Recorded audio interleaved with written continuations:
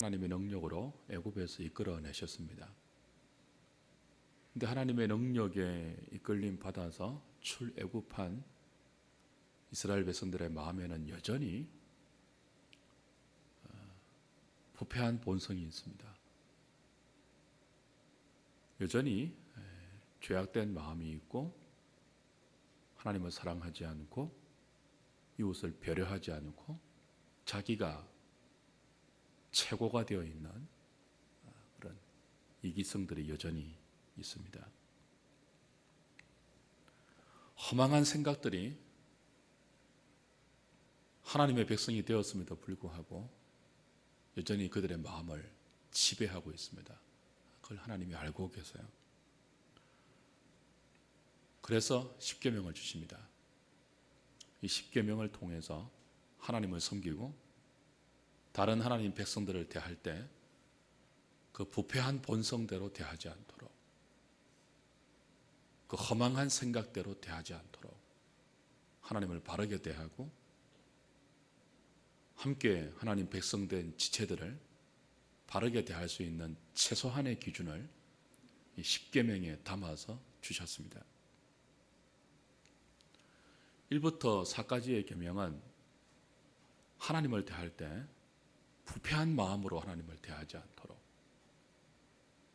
자기의 이기적인 그리고 허황되고 망령된 생각으로 하나님을 섬기지 않도록 1부터 4계명에 담아서 주셨죠. 그리고 5부터 10계명까지는 윤리계명입니다. 하나님 백성이 서로와 서로를 대하며 살아갈 때 최소한 지켜야 할 윤리와 도덕의 기준, 이것으로 자신의 부패함과 죄성과 탐욕을 제어하고 이 계명들을 가지고 자신 속에 끊임없이 솟아나는 허망한 생각들을 누르지 않으면 하나님 백성으로서의 삶을 아름답게 살아갈 수 없다는 것을 이 윤리 계명에 아주 간단하고 명료하고 분명하게 담아서 주신 것입니다. 그러므로 십계명은 구약에만 필요하고 신약에는 필요 없는 죽은 법이 아닙니다. 오늘을 사는 우리에게도 여전히 필요한 주의 백성들의 삶의 규범이고, 우리는 이 규범을 통해서 우리 자신의 죄성을 발견하고 매 순간 그리스도를 의지하는 믿음을 가지고 우리의 삶을 살아가게 됩니다. 그래서 여러분이 십계명을 의식하지 않고 살면요, 그리스도가 우리에게 자유를 주셨다고 하면서 십계명을 의식하지 않는다면 여러분은 금방 허망한 삶을 살게 됩니다. 하나님을 허망하게 섬기게 됩니다. 여러분이 아닌 다른 지체들을 타락한 본성과 제약된 부패성대로 이용하게 될 수 있다는 거죠. 그래서 우리는 구약이나 지금이나 이 십계명을 통해서 우리의 삶을 점검하고, 그렇게 해서 나타난 우리의 삶을 그리스도 앞에서 은혜를 구하고, 또 그리스도의 그 은혜로 이 계명이 우리에게 지시하는 삶의 기준과 목표와 방향을 향하여 달려가야 할 그런 사람들이죠. 십계명을 무효화시키면, 십계명을 무기력화시키면 그리스도의 삶이 무기력화된다는 사실을 기억해야 합니다. 이 계명 앞에 서서 이 계명이 우리를 인도하는 그리스도 앞으로 이끌림 받지 않으면 우리는 금방 욕망의 노예가 될 것입니다. 제10계명이 탐심에 관한 거잖아요. 금방 허황된 탐심의 포로가 될 것입니다. 그런 생각을 갖고 오늘 6계명을 좀 살펴보면 좋겠습니다. 6계명이 내용이 뭐예요? 살인하지 말라 합니다. 살인하지 말라는 거예요. 살인은 사람을 죽이는 거죠. 하나님께서 왜 살인하지 말라, 사람을 죽이지 말라라고 하셨을까요? 살인과 죽이는 것은 조금 다른 의미가 있습니다. 조금 이따 그건 다룰 것입니다. 하나님께서 육계명을 통해서 살인하지 말라라고 하신 것은 생명 존중의 사상을 주의 백성들에게 가르친 것이죠. 살인, 인간을 죽이는 것 아닙니까? 근데 인간은 저절로 생긴 존재가 아니에요. 인간은 하나님이 지으신 피조물입니다. 그리고 하나님이 생명을 주신 그런 존재이죠. 그냥 생명을 주신 것이 아니고 하나님의 형상대로 우리를 지으셔서 코에 생기를 불어넣으시고 살아있는 존재가 되게 했습니다. 그래서 사람에게는요, 하나님의 형상이 있는 정도가 아니에요. 우리 인간론 할 때 배웠죠? 사람은 하나님의 형상을 소유한 정도가 아니고 우리 자체가 뭐라고 했죠? 하나님의 형상입니다. 그러니까 사람은 소중한 것입니다. 사람에게 있는 생명은 소중한 거예요. 그 생명 안에 하나님의 형상이 있기 때문에 존귀한 거죠. 살인은 그 소중한 하나님의 형상을 깨트리는 범죄가 됩니다. 그래서 하지 말라는 거예요. 단순히 사람의 육체나 단순히 어떤 그 사람의 존재 자체를 깨트리는 행위 이전에 살인은 하나님의 형상을 깨트리는 거예요. 한 걸음 더 나아가 살인은 하나님을 반역하는 무서운 범죄입니다. 하나님께서 하나님의 형상대로 우리에게 생명을 주셨습니다. 우리를 창조하시고 왜 우리를 만드셨죠? 하나님께서 하나님의 영광을 위해서입니다. 그러니까 인간의 생명은 하나님의 영광을 위한 생명이에요. 하나님이 창조하신 생명이에요. 그래서 레위기 17장 11절과 창세기 9장 보면 생명은 하나님께 속한 것이다 그랬죠. 생명은 우리의 것이 아니에요. 하나님께 속한 것이고 하나님의 것입니다. 그러므로 살인은 하나님의 소유를 빼앗는 것입니다. 인간의 생명이 하나님의 영광을 위해서 하나님께서 창조하신 것이니까 살인은 곧 하나님의 영광을 찬탈하는 것입니다. 하나님의 영광을 빼앗는 것이고 하나님의 그 복된 권위, 하나님의 그 목표, 인간 창조를 통해서 하나님께서 영광을 받으시기를 원하는 그 하나님의 목적을 깨트리는 것이고 그 하나님의 목표에 전면적으로 반역하는 무서운 죄가 되는 거죠. 그래서 우리는 살인하지 말아야 합니다. 이제 살인하지 말라라는 이 계명을 대할 때 좀 이렇게 분별해야 될 것이 있습니다. 살인하지 말라고 하신 하나님이 나중에 가나안 땅에 들어가서는 뭐라고 하십니까? 가나안 원주민을 다 죽이라고 하십니다. 그리고 조금 뒤에 이제 구체적으로 율법들이 나올 것인데 하나님의 율법을 어긴 경우에 있어서도 어떤 경우는 죽이라고 합니다. 우리 지난주에 내 부모를 공경하라는 계명 살폈잖아요. 그 부모를 공경하지 않고 부모를 만홀히 여기는 자는 돌로 쳐서 죽이게 되어 있습니다. 그러니까 어떤 경우는 하나님이 사람을 죽이라고 한다고요. 그죠? 여기서는요, 살인하지 말라고 하죠. 무엇이 다를까요?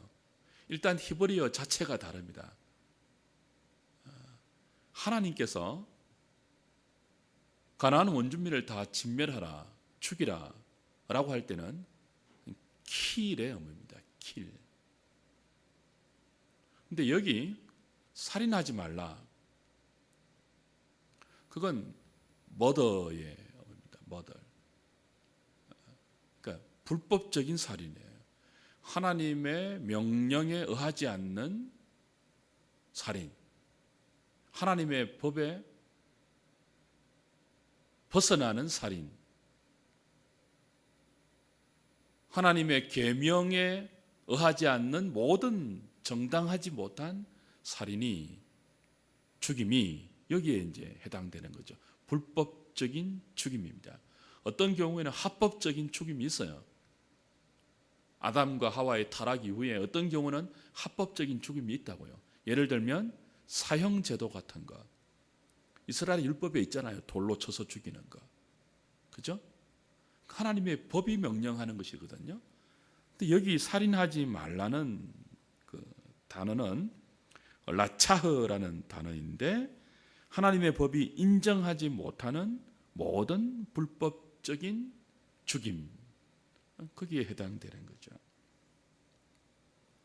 사형은 하나님의 법 집행입니다. 그래서 형벌의 의미가 있습니다. 형벌로서의 사형 제도와 또 정당한 전쟁에 의한 죽임, 그걸 오늘 다루지 않겠습니다. 예외이니까요. 그걸 다 다루려면 또 다른 논제를 가지고 하나님 말씀을 살펴야 돼요. 일단 여기에는 해당되지 않습니다. 라차흐, 살인하지 말라, 모든 불법적인 죽임을 하지 말라, 계획적인 죽음이라든지 부주의한 죽음이라든지 혹은 우발적인 죽음이라든지 어떤 경우이든 하나님이 명령하신 그 죽임 외에 모든 불의한 죽임을 너희들은 해하지 말라라는 계명이죠. 그럼 어떤 경우가 불법적인 살인이 될까요? 인류 최초의 살인 행위에서 우리는 그걸 좀 발견할 수 있습니다. 창세기 4장 한번 보십시오.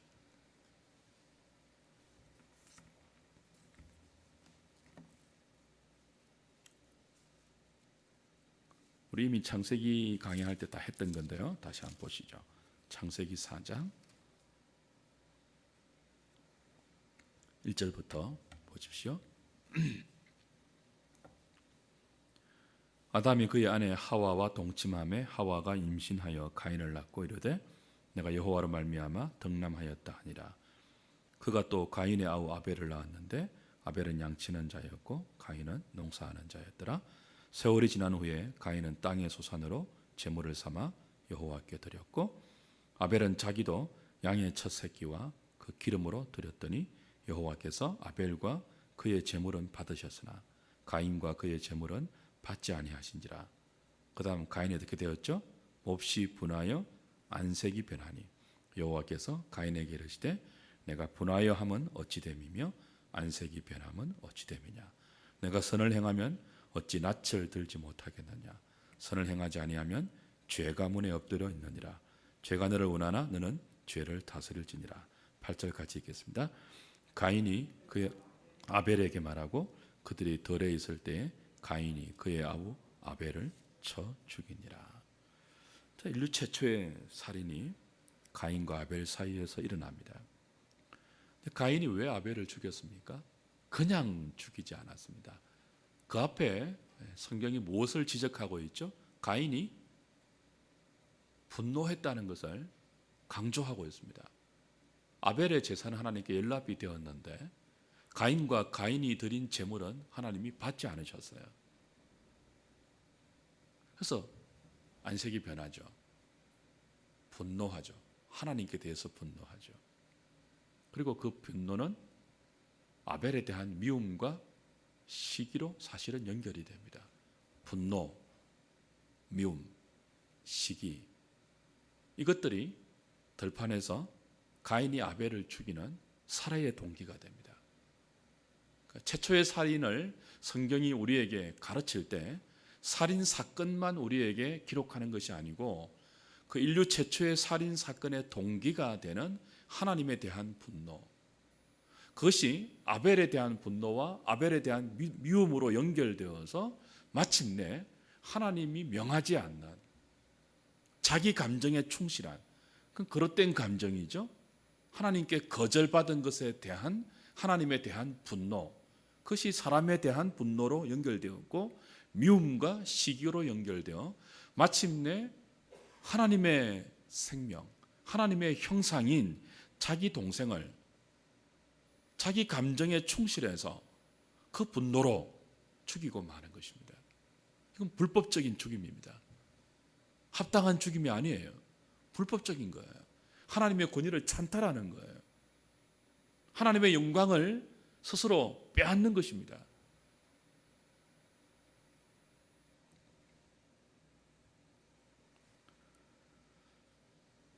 인생이 하나님의 은혜에서 떠났을 때 가장 먼저 찾아온 감정의 변화가 분노입니다. 그 분노는 여러분이 정말 마음에 쌓아서는 안 되는 감정이에요. 살다 보면 화가 나는 일이 있을 수가 있죠. 근데 그 화가 여러분의 마음에 처리되지 않고 죄가 문에 엎드려 있잖아요. 여러 가지 감정적인 것들로 죄의 소원이 우리한테 있고 그 죄의 소원을 촉발시키는 분노, 미움, 시기, 질투, 원망 이런 것들이 우리한테 있단 말이에요. 엎드리고 있단 말이에요. 마치 달려들기를 예비하는 것처럼 웅크리고 있단 말이에요. 우리는 그건 죄의 소원을 다스려야 돼요. 분노가 생길 수 있지만 죄 범죄한 이후에 분노가 생길 수 있지만 미움이 생길 수 있지만 그걸 다스려야 돼요. 그걸 다스리지 못했을 때 불의한 죽임이 일어난다는 거죠.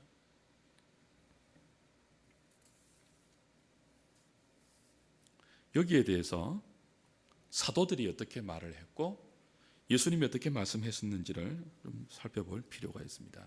요한일서 3장 15절 보십시오. 신약 성경 쭉 계시록 앞으로 가셔서 요한일서 3장 14절 15절입니다. 3장 14절 15절 같이 볼까요? 시작. 우리는 형제를 사랑함으로 사망에서 옮겨 생명으로 들어간 줄을 알거니와 사랑하지 아니하는 자는 사망에 머물러 있는지라.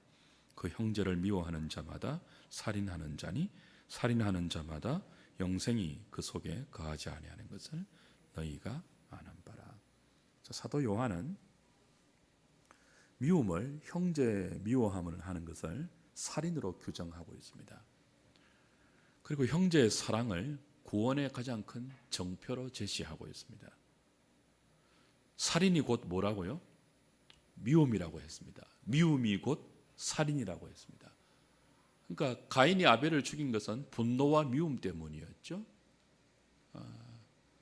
여기서 이제 왜 미움을 살인이라고 규정하는가 성경이? 그럼 살인하지 말라는 계명은 미워하지 말라는 계명으로 연결되는 거예요. 왜 미워하지 말아야 되죠? 미움이 살인이기 때문이에요. 미움이 살인으로 연결되는 정도가 아니라고 사도 요한은 말합니다. 미움이 살인의 뿌리가 되는 정도가 아니고 더 극단적으로 말해요. 뭐라고 한다고요? 형제를 미워하는 자마다 곧 형제를 살인하는 자다. 그렇게 말했습니다. 영생이 그 속에 없다 그랬습니다. 이제 성경은요, 생명의 정의를 단순히 호흡이 붙어 있는 것으로 정의하지 않습니다. 첫 번째는 호흡이 붙어 있는 거죠. 하나님이 흙으로 우리를 지으시고 그 코에 생기를 불어넣으시니까 리빙 솔, 생명이 되었잖아요. 생명이 있었단 말이죠. 살아있는 존재가 되었어요. 그러니까 코끝에 호흡이 있어야 살아있는 존재이죠. 그러나 여러분, 성경이 생명을 말할 때 생명을 얻었다 혹은 생명을 잃었다고 말할 때 단순히 숨만 쉰다고 생명을 얻었다, 단순히 숨만 거쳐졌다고 생명을 잃었다라고 말하지 않습니다. 한 걸음 더 나아가요. 우리 잘 아는 구절 요한복음 17장 3절에서는 영생을 무엇이라고 정의했습니까? 영생은 오래 사는 것이 아니고 영원히 사는 것이 아니고 뭐라고 했죠? 유일하신 참 하나님과 그의 보내신 자 예수 그리스도를 아는 것이라고요? 아는 것이라고 했어요. 생명을 무엇이라고 정의합니까? 아는 것이라고 정의해요. 아는 것은 관계입니다. 아는 것은 난리지, 그노시서, 지식에 관한, 정보에 관한 문제가 아니에요. 여기 안다는 것은 관계에서 아는 것입니다. 체험에서 아는 것이에요. 서로와의 관계에서 체험적으로 알아지는 그런 것이 영생이에요. 지식이에요. 영생은 아는 것입니다. 그래서 인간은 관계적인 존재입니다. 그래서 살인했다고 할 때 왜 미움을 살인이라고 정의하느냐? 미움이 뭐예요? 그 사람과 나와의 관계에서 그 사람이 없어졌으면 좋겠다고 생각하는 감정이에요. 분노도 그래요. 내가 혼자 존재하지 않지 않습니까? 누군가와 관계하고 있단 말이에요. 근데 미움과 분노와 시기와 질투가 뭐예요? 내가 그 사람을 죽이지는 않았어요. 그 사람의 숨을 내가 끊지는 않았어요. 그러나 그 사람과의 관계에서 적어도 미워하는 순간만큼, 분노하는 순간만큼 그 사람과의 관계에서 끊어낸 거예요. 그 사람을. 이건 살인이라는 거예요. 김홍전 박사가 십계명을 강해한 설교집이 있는데요. 그 설교집을 보면 한 걸음 더 나아가서 그 김 박사는 이렇게 정의합니다. 그 사람과 나와의 관계에서만 미움으로 혹은 분노로 끊어내는 것이 살인이 아니고 조금 더 확장시켜서 우리는 사회적인 존재 아닙니까? 사회 속에서 수많은 일들과 수많은 사람들과 관계 속에 살아간단 말이에요. 그 관계 속에서 하나님을 사랑하고 이웃을 사랑하며 살도록 하나님이 지으셨어요. 인생을 처음부터 관계적 존재로 지으셨습니다. 삼위일체 하나님의 형상을 따라서 우리를 지으시고 우리를 에덴 동산에 두시면서 독처하는 것이 좋지 못하고 하면서 가정을 주셨고 관계하게 하셨습니다. 번성하라고 했습니다. 하나님 나라는 홀로 어떤 거룩을 추구해서 도달하는 경지가 아닙니다. 하나님 나라는 서로와 서로의 관계 속에서 하나님을 사랑하고 이웃을 사랑하는, 그래서 성삼위 하나님 사이에 있었던 그 신적 교제의 충만한 기쁨, 그것이 생명이라는 이름으로 서로가 서로를 아는 것, 영생은 유일하신 참 하나님을 아는 것입니다. 그가 보내신 자 예수 그리스도를 아는 것입니다. 그분과 감히 관계에서, 하나님과의 관계에서 하나님이 주시는 그 충만한 생명을 내 관계로 누리는 것입니다. 그게 끊어지는 것이 사망이에요. 영적 사망이에요. 사람과 사람 사이에서도 살인이 그거예요. 미움과 분노와 질투와 시기로 그 복된 관계를 끊어내는 것. 저 사람 없었으면 좋겠어. 죽이고 싶어. 미워. 살인이라는 거죠. 한 걸음 더 나아가 어디에서요? 이 사회에서 그렇게 복된 관계로 서로를 배려하면서 서로의 생명과 서로의 권리를 존중하면서 살아가야 할 구성원들인 우리가 그 관계를 깨트리는 모든 불법한 시도, 살인이라고 김 박사는 정의해요. 저는 거기에 동의합니다. 그러니까 육계명이 단순히 호흡, 숨, 그걸 모시게 하는 어떤 폭력적인 행위만이 있는 게 아니에요. 관계를 깨트리는 모든 감정, 우리 안에 있는 감정과 그 감정이 다스려지지 않아서 죄로 폭발하는 모든 현상들, 그게 살인이에요. 그래서 예수님은 이걸 미움과 분노로만 풀지 않고 마태복음 5장에서 이렇게 풀어내십니다. 마태복음 5장 가보십시오.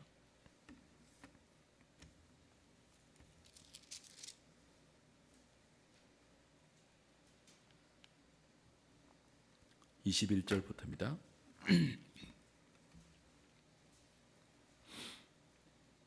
옛사람에게 말한 바 살인하지 말라.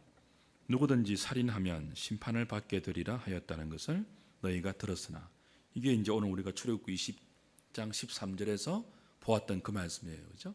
옛사람에게 말한 바, 하나님 모세를 통해서 옛사람들에게 말씀하신 그 계명에 의하면 누구든지 살인하면 심판을 받게 되리라는 것을 너희가 들었지만 내가 이제 그 계명을 해석해 준다. 너희에게 형제에게 노하는 자마다 심판을 받게 되고 형제를 대하여 그다음 뭐라고요?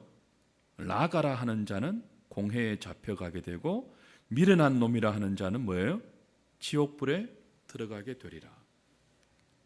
자, 살인하면 심판을 받아요. 그렇죠? 근데 예수님은 이 살인하지 말라는 계명이 뭐냐라고 하면 아까 사도 요한의 말처럼 그리고 가인과 아벨의 경우처럼 분노와 미움을 지적하십니다. 노하는 자마다 단순히 형제의 호흡을 형제의 숨을 더 이상 쉬지 못하게 하는 그것만이 아니고 형제에 대해서 노하는 것도 살인에 해당되어서 심판을 받는다 그렇게 해석해 주시죠. 미움이 살인이라는 거예요. 분노가 살인이라는 거예요. 그 관계를 깨트리니까요. 근데 한 걸음 더 나가십니다. 뭐 하는 자도요? 라가라 하는 자, 형제에 대해서 미련한 놈이라 하는 자도 지옥불의 심판을 받을 것이다. 살인이라는 거예요. 예수님은 미움과 분노와 시기만이 아니고 뭐예요? 욕, 언어, 말까지도 살인의 범주에 포함시키죠. 라가 하는 이 말은 돌대가리 그런 뜻입니다. 석두, 미련한 놈 그런 욕이에요. 다 욕이에요. 욕. 욕하는 것도 살인이라고 예수님 말씀하시죠. 왜 욕을 살인이라고 말씀하시죠? 관계를 깨트리는 것이거든요. 이것도. 우리 언제 욕합니까? 분노할 때 욕하죠. 화날 때 욕하죠. 그 마음에 분노가 막 일어나면 그 분노를 다스려야 하잖아요. 예수님 창세기 4장, 하나님께서 창세기 4장에서 가인에게 그렇게 말했잖아요. 너 왜 안색이 변하느냐? 너 왜 나한테 화를 내느냐? 그 잘못된 거다. 그 다스려야 한다. 말씀하셨죠. 그 못 다스릴 때 어떻게 된다고요? 살인이 돼요. 근데 굳이 살인이 안 하더라도 그 분노와 미움을 못 다스리면요. 이게 뭐로 표출된다고요? 말로 나온다고요. 말로. 라가라. 미련한 놈이라. 그래서 에베소서 4장에서 말에 관한 문제를 사도 바울이 그렇게 강조하는 이유가 있습니다. 이 폭력적인 말, 욕, 어리석은 말, 희롱하는 말, 전부 뭐예요? 사람을 죽이는 거예요. 인격적인 살인이죠. 관계를 깨트리는 살인이죠. 분노가 다스려지지 않고 미움이 다스려지지 않고 시기가 다스려지지 않을 때 그건 입술의 말과 폭력적인 행동으로 표출되고 그래서 비록 그 사람의 호흡과 생명과 신체에 손상을 입히지 않는다 할지라도 그 분노하는 마음을 다스리지 못하고 욕이나 혹은 다른 것으로 나타나게 되면 지옥불에 해당되는 살인죄에 해당된다라고 말씀하시는 것입니다.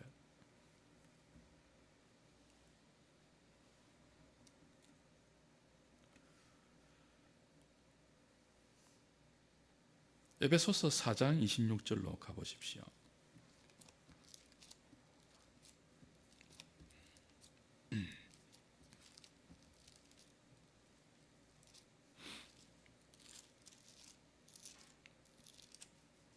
(4장 26절)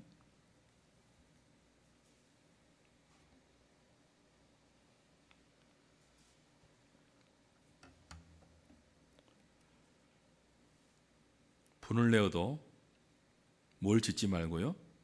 죄를 짓지 말고 해가 지도록 분을 품지 말고 누구에게 틈을 주지 말라고 하죠. 마귀에게 틈을 주지 말라고 해요. 자, 우리가 이제 타락한 이후로 분노를 품을 수는 있습니다. 어려운 분노도 그렇고 여러 가지 경우 화를 낼 수는 있어요. 왜 화가 안 나겠습니까? 화날 일이 얼마나 많은데 우리가 천사가 아닌 이상 사람들과 관계하고 사회 속에 살아갈 때 화난 일이 얼마나 많아요. 근데 성경은 말하죠. 분을 내어도 뭘 짓지 말라고요? 죄를 짓지 말라요. 이게 이제 살인에 해당되는 거예요. 왜 죄를 짓게 되죠? 분이 왜 죄로 연결되어요? 다스리지 못해서 그래요. 하나님 말씀에 하면은 죄의 소원이 너한테 있지만 그걸 너는 다스려야 되는데 그걸 다스리지 못한 거예요. 해가 지도록 분을 품고 있으면 안 되는 것은 우리가 죄를 다스리지 못할 때 분노와 미움과 시기와 질투 이런 것들을 다스리지 못할 때 마귀에게 틈을 주게 된다고요. 그럼 마귀가 우리를 다스린다고요. 성령이 다스리는 것이 아니고 분노를 다스리지 못하면 마귀가 우리를 다스린다고요. 그래서 막 폭언을 하게 되죠. 빈정거리는 말을 하게 되죠. 비웃는 말을 하게 되죠. 나아가 폭력을 행하죠. 더 나아가 살인이 될 수 있죠.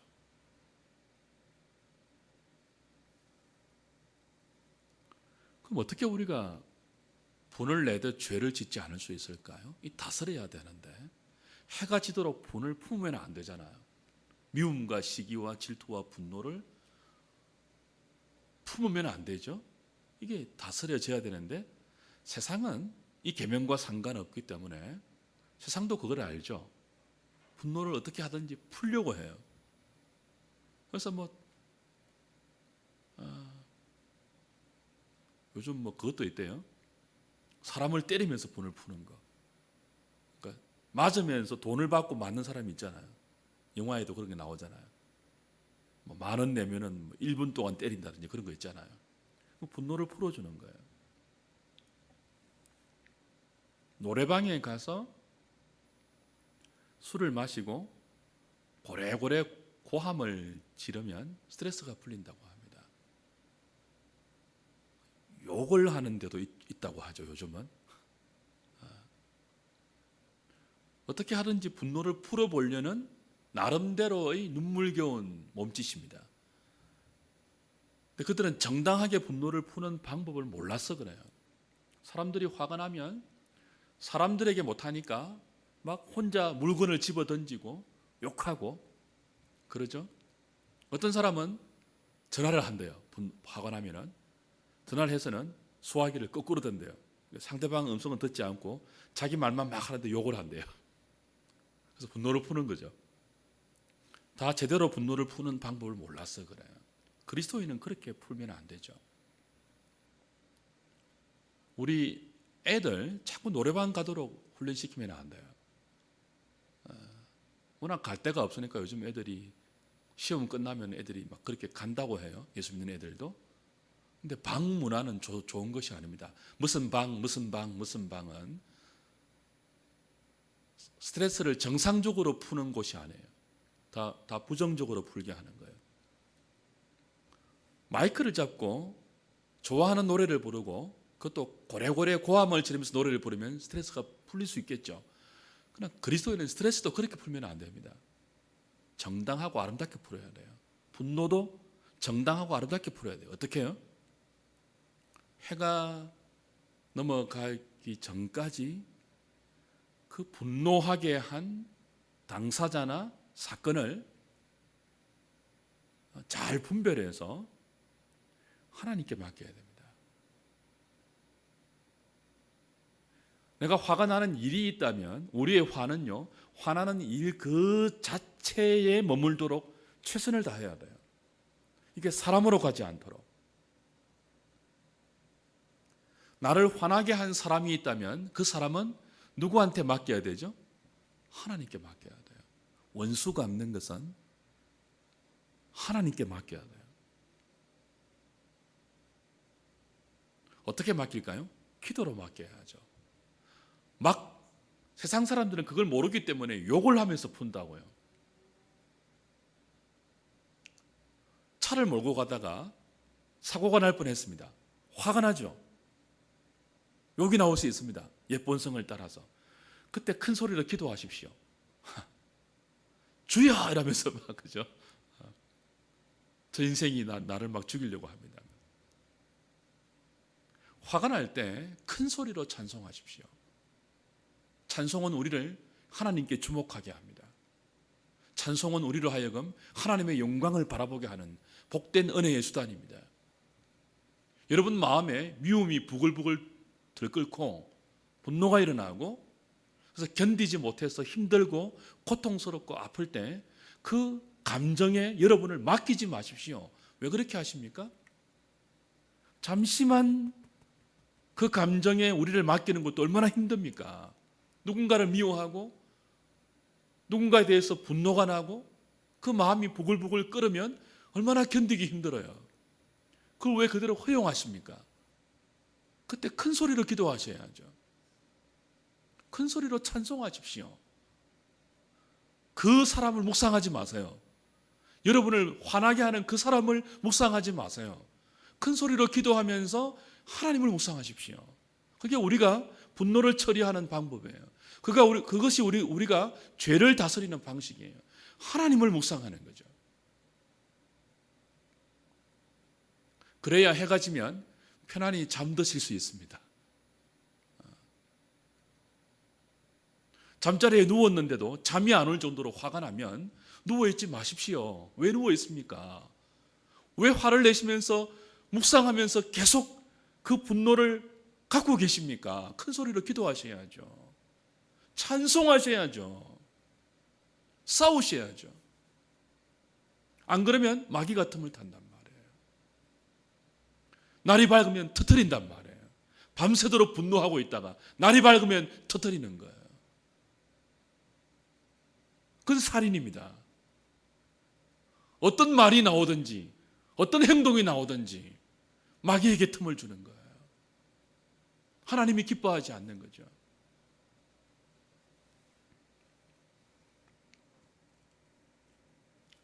하나님께 맡기면 하나님 이 일을 처리해 주십시오. 처리가 맡겨지지 않으면 맡겨질 때까지 기도하십시오. 맡겨질 때까지 찬송하십시오. 반드시 하나님이 우리의 마음을 고치십니다. 그리고 우리는 하나님이 그 일을 어떻게 처리하시는지 보게 될 것입니다.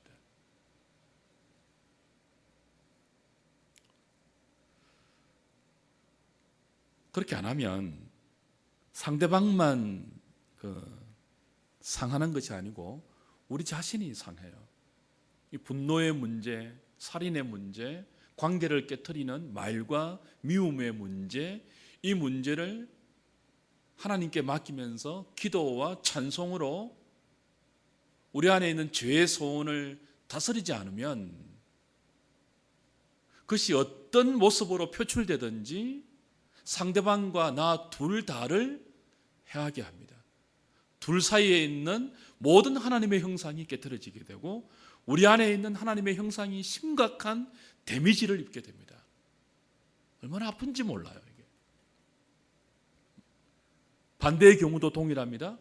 여러분이 누군가에게 욕을 들었을 때 그 사람이 자신에게 있는 감정을 처리하지 못해서 나에게 분노를 쏟아붓거나 욕을 하거나 빈정거릴 때 동일하게 여러분이 소화하셔야 돼요. 그죠? 안 좋은 말을 들으면 우리가 상하잖아요. 마음이 상하잖아요. 그걸 그대로 내버려 두지 마십시오. 그걸 처리하셔야 돼요. 주님을 부르셔야죠. 주의 이름을 불러야죠.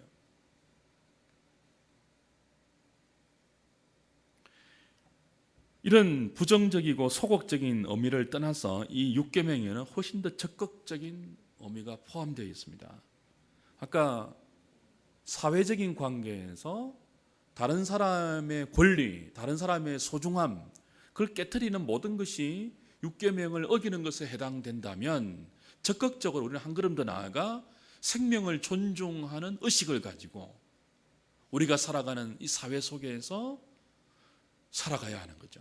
생명 존중의 마음과 태도와 그런 삶의 원리를 가지고 적극적으로 살아가는 것이 이 계명이 우리에게 가르치는 보다 능동적인 의미입니다.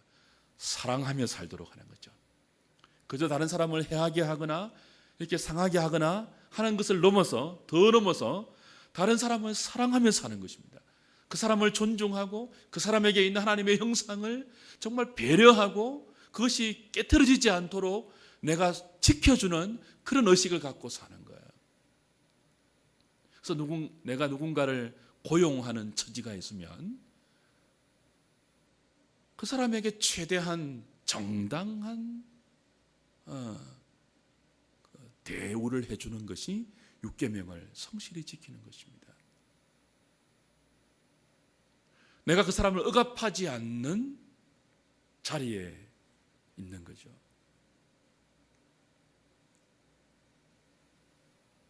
내가 무엇인가를 만들 때, 예를 들면 불량식품을 만드는 것은 살인죄에 해당되는 것입니다.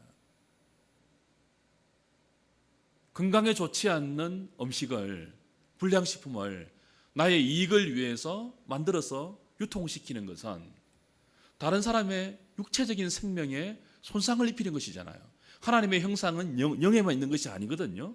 우리의 육신도 하나님의 형상이에요. 거기에 손상을 입히는 거잖아요. 적극적으로 나가면 다른 사람의 권리를 침해하는 것, 그 모든 것들이 육계명의 보다 넓은 적극적인 내용에 포함된다고 보죠. 나보다 못 배우거나 나보다 무식하거나 나보다 약한 사람을 무시하는 것, 또 다른 살인입니다. 업신여기는 것, 깔보는 것, 조롱하는 것, 하찮게 여기는 것. 요즘 이 세대는 낙태 이런 거 아무렇게나 하잖아요. 자살 이런 문제, 좀 더 우리가 신중하게 다뤄야 할 주제들이 이 육계명에 상당히 많이 있습니다. 뭐 다 할 수는 없고요.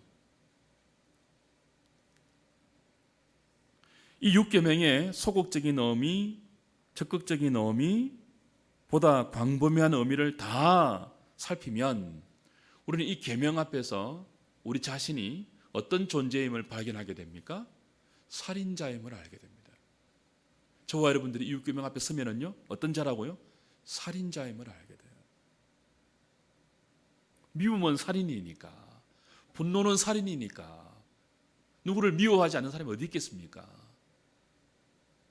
욕은 살인이니까, 다른 사람을 부당하게 생각하고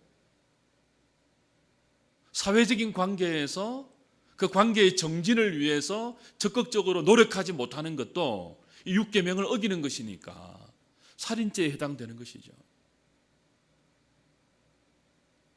우린 모두 살인자라는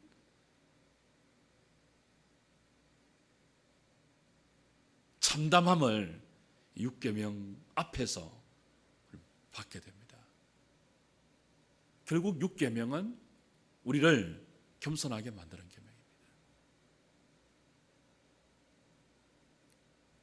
그리고 주님 앞에서 살인자가 받아야 할 모든 심판을 주의 자비를 구하여 용서를 구하게 만듭니다.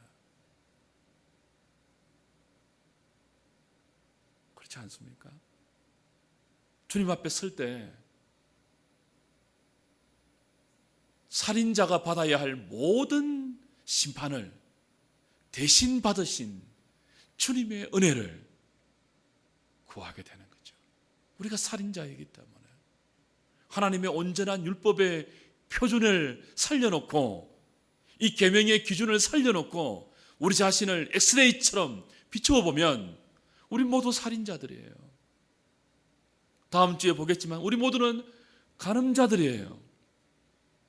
그 앞에 떳떳하게 고개를 들고 하나님 나 여기 왔습니다, 상 주세요 할 수 없는 인생들이에요. 우린 벌받아 마땅한 살인자들이에요. 우린 말로, 감정으로, 모든 것으로 수많은 사람을, 그 안에 있는 수많은 하나님의 형상을 깨트려버린 완악한 죄인들입니다. 그래서 우리는 이런 우리를 대신해서 살인자로 십자가에 달려 살인에 해당되는 모든 하나님의 심판을 담당하신 그리스도를 이 계명 앞에서 다시 붙들게 되고 그 은혜를 의지하게 되는 거죠. 그리고 겸손하게 되는 거죠. 그리고 그 은혜로 다시 이 계명 앞에 서서 살인하지 않는 하나님의 사람으로 살 수 있도록 매 순간 주님과 더불어 이 계명으로 우리의 삶을 한 걸음 한 걸음 진전시켜 나가는 거죠.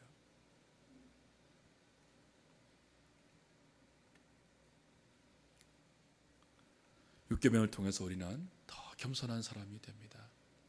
더 다른 사람을 존중하는 삶의 철저한 원리를 배우면서 그걸 머리로 이해하면서도 살아내지 못하는 우리 자신의 부족함을 다시 깨닫고 십자가 밑에 다시 무릎 꿇게 되는 것입니다. 그리고 주님의 은혜가 없으면 우리 한순간도 이 계명이 요구하는 자세로 살 수 없다는 가난한 마음을 소유하고 이 계명 앞에서 애통하는 마음이 됩니다. 그리스도인은 한순간도 교만할 수 없는 자입니다. 우리 눈에 눈물이 마를 새가 없는 자들입니다. 그래서 우는 자는 복이 있다고 주님 말씀하는 것입니다. 저희가 위로를 받을 것이며 살인자로 주님 앞에 나아가 살려주십시오. 울 때 주님이 위로하십니다. 내가 너를 위해서 다 짊어졌다. 내가 너의 살인죄에 해당되는 모든 하나님의 심판을 다 담당했다. 내 안에서 새로워지고 다시 사람을 살리는 생명으로 나아가 믿음으로 살아내어라. 위로하시고 다시 힘을 주십니다. 우리 매번 이걸 반복해야 합니다. 찬송하고 기도하죠.